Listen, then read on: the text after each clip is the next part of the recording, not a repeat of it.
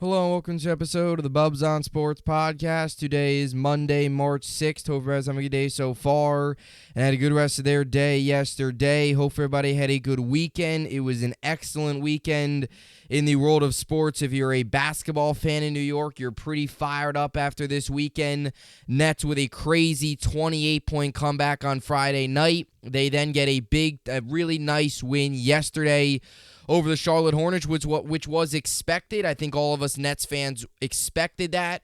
We needed that win, a good win to build off of what happened on Friday night in Boston. I don't know how in the world the Nets won that game on Friday night. I watched every second of it. I had my eyes glued to the screen even when things got rough. And I still don't know how they won. They got better as the game went on. They started to hit shots. They started to force turnovers. Transition offense, defense led to offense, and I mean, man, it was a lot of fun. So they got a win yesterday as well, and if you're a Knicks fan, you got to continue to be fired up. They have now won 9 straight. They are now 39-27. They're looking at a 5 seed right now, only 1 game back of the 4 seed Cavaliers. So we're talking potentially now about a Knicks team that, forget about getting to the postseason, potentially hosting a playoff game against Donovan Mitchell and the Cleveland Cavaliers, which is crazy to say. If you said it at the beginning of the year, I think a lot of Knicks fans, a lot of basketball fans would have thought you were crazy, but right now it doesn't sound crazy because the Knicks are 1 game back at Cleveland. Buzzer beater, Julius Randle, basically a buzzer beater on Friday night against Miami, and then shorthanded, no Jalen Brunson, double overtime win on the road in Boston against a healthy Boston team. They're making statements. They are. These are not wins against bad teams. These are wins. They've gotten 2 wins now against Boston. They proved me wrong last night. I said going into the weekend that they got to prove they can beat a healthy Boston team. And they did it, and they did it without Jalen Brunson. And the fact that they were able to do without Jalen Brunson tells you all you need to know about this Knicks team right now and how hot they really are. And Emmanuel quickly stepped up in a big way. So big wins for them. Tough loss on Saturday for the Rangers. I thought we played well to start. A late goal in the first period by the Bruins. Then they had the shorthanded goal to make it 2-0. Things got rough later on. I didn't think the Rangers played terrible considering they were only playing with 5 defensemen. But let's be honest here. The Bruins are a force. It's the Eastern Conference, the NHL playoffs are going to run through Boston. Whether that's through the Eastern Conference going to run through Boston, and let's be honest here. The Stanley Cup potentially could run through Boston as well. If they get there, I don't think any team in the West is stopping Boston. And we've talked about this as Rangers fans. As a New York Ranger fan, we potentially, if everything goes as planned, let's say all the matchups go as planned, the wins happen as they're supposed to, the Rangers' 3 rounds to get to the Stanley Cup they would have to go through New Jersey, they would have to go through Carolina, and go through Boston. All 3 of those series, they will be on the road. So they're going to have to go through those 3 teams, plus get to, obviously, the Stanley Cup. But whoever they play in the Stanley Cup, they basically already got through 3 better teams. They're going to look at 3 teams that is the best teams they'll face because the Western Conference is wide open. So that's where we currently stand. But the Rangers got to get healthy. They got to get the power play figured out, got to get chemistry. And they got a couple big games coming up against, they got a Montreal coming up. They got Pittsburgh coming up, which is big because, again, I don't want to sound like I don't want to sound like it's a concern here, but Pittsburgh and the Islanders are creeping up. Look, they're 7 points. The Penguins have a game in hand, and that's what helps. The Rangers actually have 2 games in hand of the Isles, but the Penguins have a game in hand of the Rangers, and they're 8 games back. If the Rangers, I think, play the Penguins 3 more times this rest of the season, if they get swept by the Penguins, you start to have concerns about potentially the Rangers falling out of the 3rd spot in the Metropolitan. I don't expect that to happen, but that is something that you got to look out for. I'm not saying to panic, but the Rangers got to get healthy. They got to get better on the defensive end, and they've definitely got to build chemistry and figure out this power play. Too much passing right now when you watch this Rangers team. So all in all, recap of the weekend because I got one topic and one topic only I'm going to get to today here on a Monday program, and that's Derek Carr. He's signing with the Saints, a massive 4-year deal, $100 million in guaranteed. New Orleans gets their quarterback, and now there is one big-name quarterback left for the New York Jets as they miss out on Carr. But all along, there has been this mantra that has been Rodgers or bust, and now it is officially Aaron Rodgers or bust with the New York Jets.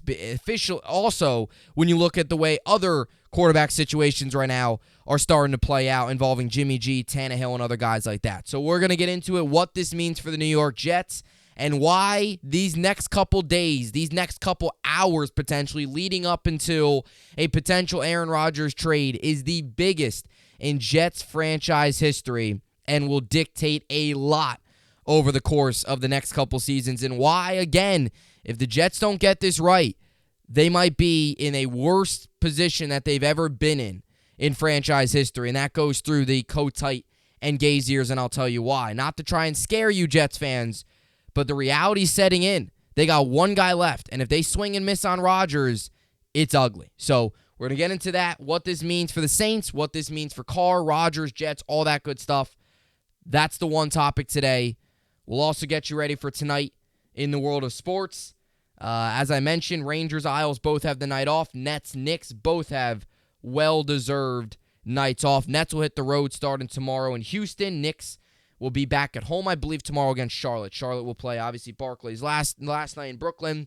They'll head to MSG for tomorrow, spend the day in New York, hit up MSG tomorrow to face the red hot Knicks team. If the Knicks don't beat the Hornets, that's not good. So expect the 10-game winning streak coming from the New York Knicks. So with all that being said, we got a lot to get into. This is the Monday edition of the Bubbs on Sports podcast, and let's get into it. So the quarterback carousel has just taken a big hit as one of the biggest names available is now off the board. Free agent Derek Carr, obviously formerly with the Las Vegas Raiders, has now signed with the New Orleans Saints on a 4-year contract worth a reported $150 million and $100 million in guarantees. So a big-time contract.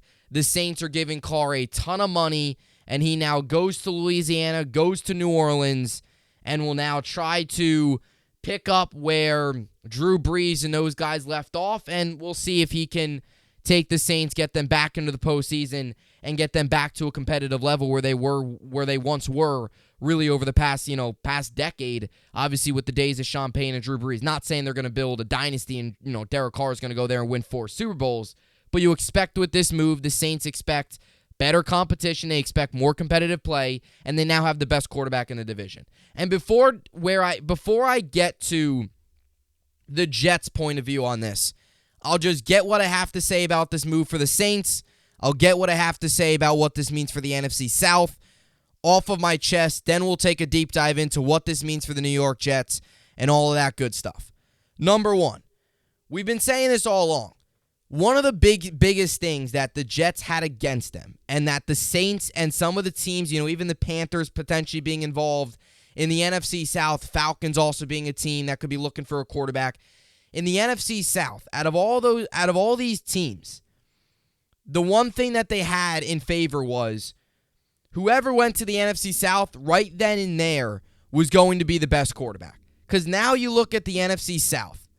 Saints have Derek Carr, a very solid quarterback. You know how I've talked about him. I've talked very highly of Derek Carr.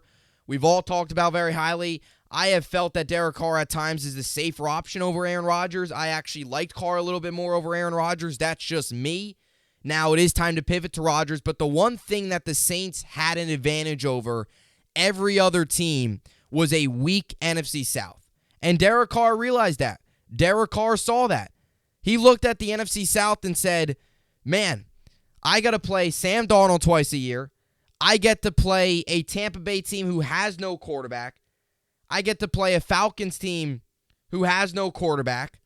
That's what I get. Those are the teams I get to face. That sounds pretty good to me. I'd take that if I was Derek Carr. And then you look at the division now, and obviously the NFC South, he's the best quarterback. Carolina, does Sam Darnold scare you? No. Tampa Bay, post-Brady era, they don't have a quarterback, nor do they have a head coach. Todd Bowles can't coach. He'll be really exposed this season. Let's just tell like it is. And when you look at Atlanta, who do they got? Desmond Ridder? He's going to do damage? That's the one thing that we've said all the time, and that's always been my thought process. I never really thought, like Carr going to New Orleans, I never really thought he was going to go to the Saints because he didn't like the Jets. And we heard reports that he liked the Jets. We heard reports about that. I'm not saying that Jeremy Fowler's reports are all true, that he preferred the Jets over other teams, but we did. We heard the Jets like Carr. I think Carr liked the Jets. There was a type of mutual interest there. But at the end of the day, from a quarterback perspective, would you rather play in a division where you got to go up against Josh Allen twice a year, or play in a division where the best quarterback really in the division is probably Sam Darnold outside of you? What would you rather? 99% of people, maybe other than one biased, I don't know, Sam Darnold fan, if there still is any Sam Darnold fanboys out there, everybody would say the NFC South. You don't know football if you would rather go up against Josh Allen twice a year than go up against Sam Darnold, Desmond Ridder, and whoever Tampa Bay's got twice a year. And potentially, and this was a realistic case scenario, let's say the Jets got Derek Carr, Josh Allen. Potentially, Miami could have got Rodgers. Let's say Miami got Rodgers. Let's just put that out there. Then you're in a division where you got to get through Allen twice a year, and you got to get through Rodgers. Let's look at the NFC. Let's look at the AFC in general. Forget the NFC, or forget the AFC East. Look at the other quarterbacks you got to go through in the AFC. You got to go through Joe Burrow. You got to go through Patrick Mahomes. You got to go through Josh Allen, Justin Herbert. Look at that. If Lamar Jackson's healthy, and I don't think he's coming to the Jets, I'll get to him here in a second, but if he's healthy, he's another guy you got to look out for. That's 5 very good quarterbacks. In the NFC, it's not the same. No quarterbacks in the NFC South. The NFC North, I mean, Fields is okay. He's not great. Rodgers is gone from Green Bay. Let's say Rodgers is gone, then you're stuck with Jordan Love. The NFC, I mean, it's okay. Jalen Hurts, okay. He's very good, but that's one guy. One guy. You know, San Francisco, you still don't fully know what their situation is. Seattle, it's Geno Smith, but let's be honest here. Is Geno Smith going to be able to dominate for the next 3 years? Or is he really... Are you really think Geno Smith's going to go on and be this... You know, Derek Carr is better than Geno Smith, you know? You know, L.A., I don't know. They're an interesting situation with Stafford. You can make the argument Derek Carr can do what Stafford can do. And then you got Arizona who will be out Kyler Murray next year. So just take away the NFC South. Take away that. If you're a quarterback that wants to go play and win and have the best opportunity to win, it's just how it is. The AFC is a whole lot stronger. The NFC is a whole lot weaker. And Derek Carr now goes to a division where he is the best quarterback in that division by a landslide. Again, the next best quarterback's probably Sam Darnold, who basically up to this point's been a bust. That's the next best quarterback. Desmond Ridder and whoever Tampa's going to roll out there week 1, again, with an awful head coach in Todd Bowles. So you understand where Carr's coming from. That's why I don't know. I know a lot of people today are crushing Joe Douglas, crushing, the Jets for not giving him an offer. Who knows if the Jets could have gave Carr an offer and he could have said, no, I'm going to the NFC South. They got nobody there. I'm going to go there and win 10 games this year, make the playoffs, and win the division because the division's easy. So I don't really know if the criticism of the front office is really warranted right now because it's tough to tell a quarterback, hey, come here. You got to play Josh Allen. You got to play Joe Burrow. You got to play Patrick Mahomes. You got to play Justin Herbert over Carr, who's saying, oh, who do I got to play a couple times a year? Well, I got to play Darnold. Yeah, that's pretty easy. I get Kirk Cousins, who can't play in the playoffs. That's pretty easy. I get Arizona's backup for 5-6 weeks if they face them. That's not a bad schedule. So that's why Carr took it. It's unfortunate. It is. I think, again, there was mutual interest there, but at the end of the day, would you rather be in a division where you have a top 5 quarterback in your division, or would you rather be in a division with 3 other teams who don't have quarterbacks? You're going to take the 3 other teams that don't have quarterbacks because now all of a sudden New Orleans is the favorite to win that division. Right away they are. Right away. They still got Kamara. If Michael Thomas can come out of the middle of nowhere, if he can come out of the abyss and stay healthy, we all know what he can do. They got a solid defense, guys like Marshawn Lattimore, Tyrann Mathieu, pieces like that. Yeah, Derek Carr to the mix. That's what they've been missing, a quarterback. They haven't had one, obviously, since Breeze retired, which hasn't been that long. Retired, obviously, after the 2020 COVID season, so it's only been, 2 years without him, but, Jameis Winston's not very good. So, big upgrade for New Orleans, best quarterback now in the division, and now from a Jets point of view, you look at this and you say to yourself, well, number one, you kind of just, it's unfortunate because, again, I think I really like Carr. A lot of Jets fans really liked Carr. The 2 visits he had, it seemed like there was a connection there. And again, all of this is, the Jets could have been used as leverage. Derek Carr could have said, hey, I love the Jets. Derek Carr's camp could have been pumping out stuff about loving the Jets so then New Orleans can come in with a contract that gives him $100 million guaranteed. That's possible. That could be the reason why. Could be, Carr could have hated the Jets. But if his camp comes out and says, oh, the Jets and Carr have mutual interest, then, they're asking, then all of a sudden another team like New Orleans is going to come in and ask, give him more. And that could be potentially it. But I think a lot of fans wanted Carr. I think, again, he gave us a really good opportunity. I believed in Carr. If he comes here for 4 or 5 years, you got to expect playoff berths. I don't think it's crazy to say, again, I know I just got done talking about Josh Allen, but I don't think it's crazy to say a Derek Carr-led team could beat Josh Allen. It's not going to be easy, but I don't think it's crazy to say. And you never know how the season's going to play out. You never do. So to the people out there that said, oh, he would never be able to get through the wild card round, I don't think is a fair assessment, but that's just me. I liked Carr a lot. I thought he got a really bad he got the rough end of the stick in wherever it was, Vegas. I don't know why I was drawing a blank on where he played last. He got the rough end of the stick in Vegas. I thought, if you bring him into a situation with receivers, with a competent coaching staff. I'm not saying the Jets have a great coaching staff, but a coaching staff better than Josh McDaniels, who that's not hard to do because Josh McDaniels is one of the worst coaches in the NFL. I thought it was a good fit. So it's unfortunate. It's tough. But it is what it is. You got to move on. And now reality sets in for Joe Douglas, Robert Saleh, Woody Johnson, and everybody in the Jets organization that's going to be involved in making this decision. Reality has set in. We went into this offseason saying, all right, and obviously guys like Brady were popped up for a little bit before he retired, and Lamar. And look, I want to say this about Lamar. I know they might use the exclusive tag on him. I get all that. Lamar Jackson is not coming to the Jets. He's not. He's just not. Let's just face the fact. The Jets have to get somebody in here before Monday when free agency basically starts. That's the legal period where they can negotiate. That's basically free agency starts. So by Monday, they have to get a quarterback in here. You really think in a week now, something's seriously going to pick up steam with Lamar Jackson? You really think that's going to happen? No. Lamar's not coming here. It's now down to Rodgers. Because when you look at the other options, it seems like Jimmy G, it seems like all signs are pointing to Jimmy G going to Vegas. And it seems like signs are pointing to Tennessee holding on to Tannehill. So if you miss out on Rodgers, Carr is now gone. You are left with the Jacoby Brissetts, the Gardner Minshews, the bringing back Mike White and having him as your starter. Those are your options. Potentially like trading for Justin Fields, drafting, a guy like Anthony Richardson from Florida. Those are your options if you now miss out on Aaron Rodgers. And that was my biggest issue with waiting for Rodgers, was now you missed out on Carr. And now it seems like the other dominoes are starting to fall as well, like Jimmy G going to Vegas, Tannehill staying in Tennessee. It seems like those options now are off the board. So basically, you're now sitting here with the New York Jets, and this could be a bad thing and a good thing, because if the Jets end up with Rodgers, boom, they're Super Bowl contenders year one. And I'm not denying that.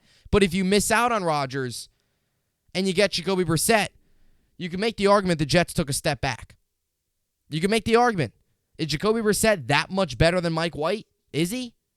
Is Jacoby Brissett going to beat Josh Allen, going to win games for the Jets to get him to the playoffs? No, he's not going to. So that's the risk. And I said that. That's why I rathered Carr. I'd rather go all out, get Carr, get a really solid quarterback, than waiting on Rodgers, missing out on Carr, and then having that risk of missing out on Rodgers, and then your option from Carr, Rodgers is here, Carr's here, They're not that far off. But Carr, Rodgers now to Brissett, it's like this. It's monstrous. It's like Rodgers, Brissett. That's where we currently stand. That's the drop-off now. So, this is the biggest couple days now in Jets franchise history. The Jets have to get this right. And the clock is now really ticking. Because if the Jets don't get this right, they're in a really bad spot. And I mentioned this. With the Giants becoming really good again, they're going to take over all the headlines. They're going to take over the news. If the Jets have to go through another rebuild, it's going to be long. It's going to be ugly. Nobody's going to want to come here. The Jets, just reality. They're just going to become an afterthought. That's what's going to happen. They're going to become an afterthought. Giants are going to own New York football again. Everyone's going to talk about the Giants, them being great. And if the Jets are winning 4 games a year, they're going to be an afterthought. And it's going to be really hard to get guys to come play for the Jets. So, the Jets have always been the little brother. They always have been. I hate to say it, but they have been. And they could become even littler if they don't get a quarterback now. That's just the reality. So they got to get this right. They got to get this right. And it's Rodgers or bust. I don't care what anybody says. It's Rodgers or bust. Lamar's not coming here, okay? I get people, and I like the optimism. I like the, if we don't get Rodgers, let's get Lamar. And I'm freaking out as a Jets fan. I am. I'm not freaking out, but I'm nervous because we're one announcement away from really dictating what happens with the future of this franchise. If Rodgers comes out right now and says, I'm retiring, the Jets are screwed. They are. I mean, that's just the reality. Have fun watching Jacoby Brissett play 17 games next year. That's what we're going to have to sit through. Jacoby Brissett. He's not going to sell tickets. But, again, the Jets always wanted Carr, or always wanted Rodgers. Rodgers was always number one on their list, and this is the risk you take. Carr's off the board. You're now all in on Rodgers. And I don't want to hear anybody now. And I don't want to hear this out of the Jets, too. Packers are asking too much for Rodgers. That is, the Jets now need to give up everything. If whatever the Packers want, the Jets got to give it up. Because, again, the drop-off from Rodgers to our next quarterback is so drastic. And to the fans out there that say, I don't want to pay the compensation for Rodgers. But yet they say, I want Lamar instead. What do you think? Lamar's going to come free? What? I see people out there today on all the sports apps and stuff and saying, gear away from Rodgers. He costs too much. All right, that's a fair statement. But then to say, let's get Lamar. Lamar's going to be free? What? So I wanted to just say that too, because I've heard some people today say, stay away from Rodgers so we can get Lamar. Yeah, Lamar's going to be Lamar day 3 pick. 2 day 3 picks. Throw in, Zach Wilson in there and we'll be good to go. That's a fair trade. No. So it's going to take a lot. But that's what the Jets want. That's the situation the Jets are in. So it's tough. It's a little frustrating. It's not frustrating. It's just I just want a quarterback. As Jets fans, we just want a quarterback. And the fact that it's coming down to really the last couple hours, the fact that it's coming down to the Jets and Rodgers. And look, glass half empty. I'll start with the negative, then I'll go to the positive to close things out. I'll leave you off on a high note. The glass half empty view of this is you feel all right, the potential of Rodgers just saying, I'm done, I'm retiring, is likely. I don't think it's as likely as maybe a couple weeks ago after the comments he made on the podcast, but it's possible. There's also the potential of him staying with Green Bay. But if you want to look at this glass half full, you could say to yourself, look, Rodgers was always the number one choice. He's a Hall of Fame quarterback. And for those of you who are scared that even if he says he's going to play again and he doesn't want to play for the Packers, there's a lot of other teams now that are out on Rodgers. Tennessee's sticking with Tannehill. It seems like the Raiders are going to go get Jimmy G. The San Francisco is never really in on Rodgers. And let's be honest here, Miami seems to be fully in on Tua. That was kind of just a couple stories here and there. Fans just, typical fan talk, which isn't bad. That's the beauty of the offseason, talk about all the different situations. But let's be honest, Miami is it's kind of just a far-fetched destination. So really, it's the Jets and Rodgers right now.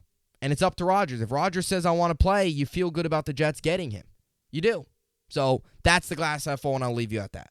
For the fans like me that are nervous, look at this and say to yourself, at the beginning of all this, there was a lot of teams that were in on Rodgers. Now it's like it's kind of just the Jets. Maybe one other team. Maybe the Raiders have kind of said they don't want. The Raiders have already said they don't want to give up the draft, so they're out. Maybe a team like San Francisco, although they've kind of said they want to stick with the young guys. Like maybe the Dolphins come in late, but it's really just the Jets. It really is, especially now that New Orleans has obviously got, obviously found their quarterback too. So. I think there is that positive to it where it's not like it's the Jets and 5 other teams. It's kind of just the Jets. But it does come down to Rodgers and what he wants to do. So that's the biggest thing. And this is the timeline aspect of it, is now Carr's obviously gone. And you got to get something up within the next week because you can't enter into free agency without a quarterback or else nobody's going to want to come here. So something's got to happen. At the latest, this time next Monday, we'll have an answer. Like, that's at the latest. You can't go through free agency without a quarterback. Nobody's going to come here. No matter how much you preach, we're getting Rodgers, nobody's going to come here. So we'll see. But as for the NBA games on tonight to close things out, you got 76ers, Pacers, jeez. Celtics, Cavs, Trailblazers, Pistons, Hawks, Heat, Raptors, Nuggets, Kings, Pelicans. As for the NHL, you got the Sabres, Oilers, Jets, Sharks, Stars, Flames, Blackhawks, Senators, Kings, Capitals, Predators, Canucks. And those are your NBA and NHL games on tonight. By the way, I wanted to close out with one more thing involving Rodgers. Again, Rodgers kind of made it clear on his podcast that he wants to make a decision sooner rather than later. So I do feel like a decision's coming. I do. I'm not saying a move's going to get done today, but I wouldn't be shocked if within the next 48 hours, 48 to what is 3 days? 24. It's 3 days? 72 hours, right? 48 to 72 hours, the next day or two, the next 2 to 3 days, I think we're going to get our answer. Tomorrow, I don't know. I mean, I want the answer now. Like, I want the Jets to just get their quarterback now. I don't want this to drag on for another week. I just can't take it mentally. I can't do it. Just can't. I just can't do it. I need to know who the Jets quarterback is. So hopefully that's true, but I don't know. And we've heard a lot about, that the Packers don't want Rodgers there anymore, and that's another thing. If that is true, or the Packers might just say, hey, take him. They might not ask for a ton. Now, if they do want Rodgers, but Rodgers doesn't want them, then you could get into a bidding war where it's like the cost goes up because the Packers are going to want a lot. So it's interesting. It really is. And another thing, too, about Rodgers is he's going to want to bring in his own pieces. Like, he's going to want to bring Bakhtiari with him. He might want to bring Randall Cobb with him.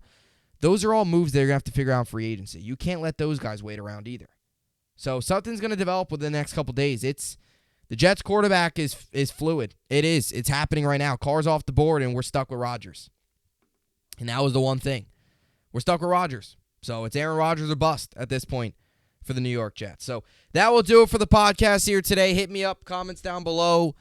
What are your thoughts on the situation? As a Jets fan, how are you feeling? Are you nervous? I know there's some fans out there that are actually kind of relieved at the potential of getting Carr off the board. Some fans wanted nothing to do with Carr. So some fans I actually know are relieved and glad that it's just Rodgers because that's all they want. Some fans like me are nervous. I'm nervous. I'll be upset if we don't end up with Rodgers. If we don't end up Rodgers and we miss out on Carr, I'll just be flat out angry. Now, if we end up Lamar, that's a different story. If we miss out on those two guys and end up Lamar, it's a different story. That's a whole nother road we got to go down. I'm not even talking Lamar. I think that's just unrealistic. Until something comes out, like if Ian Rappaport tweets the Jets and the Ravens are deep in talks, then I'll really start thinking about Lamar. But until then, to me, it's just a pipe dream. It's not happening. But I could be wrong. I did say at the beginning of the offseason that Aaron Rodgers was a pipe dream, and it was going to be between Derek Carr and Jimmy G, and that was wrong. So I could be wrong. Who knows? It's the Jets. Never a dull moment. I mean, the Jets might end up with, they might pull Tom Brady out of retirement at the end of this. I'm just kidding. So it will be interesting, but it's down to one guy left, or else it's really to plan D, E, and F, and that's not good. So that will do it for the podcast here today. Comment down below your thoughts on the Carr signing, what it means for the Saints, Jets, and ultimately how do you see this all playing out for the New York Jets. So that will do it for another episode of the Bubbs on Sports podcast. As always, Hope you enjoyed it, and thanks for watching.